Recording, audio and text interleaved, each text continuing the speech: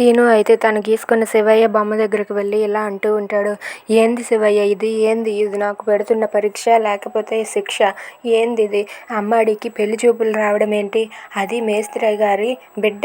ఆ పెళ్లి సంబంధం అంటే సింహాద్రి మావకి చాలా ఇష్టం. అలాంటిది నువ్వు అమ్మాడికి పంపించడం ఏంటి? అయినా నేను అమ్మాడిని ప్రేమిస్తున్నాను అన్న సంగతి నీకు తెలుసు కదా. అలాంటిది ఎందుకు ఇలాంటి సంబంధాన్ని పంపించావు? ఏంది? ఎలాగైనా సరే ఆ పెళ్లి సంబంధాన్ని నువ్వే చెడగొట్టాలి. నువ్వే ఏదో ఒకటి చేసి మా ఇద్దరిని ఒక్కటి చెయ్యు. నా అమ్మాడి అంటే నాకు ఎంత ప్రేమ ఉందో నీకు తెలుసు కదా. ఆ ప్రేమని నువ్వే బయట పెట్టాలి. నేనైతే మాత్రం బయట పెట్టలేను అని చెప్పి సీను ఆ శివయ్యతో అంటూ ఉంటాడు.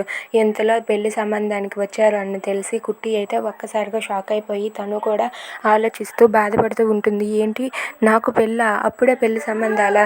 ఆయన నన్ను ఎప్పుడు చూశారు? అయినా ఎందుకు ఇదంతా జరుగుతుంది? నాకు పెళ్లి సంబంధం రావడం ఏంటి? దీన్ని ఎలాగైనా ఆపాలి అని చెప్పి కుట్టి కూడా తన మనసులో అనుకుంటూ ఉంటుంది.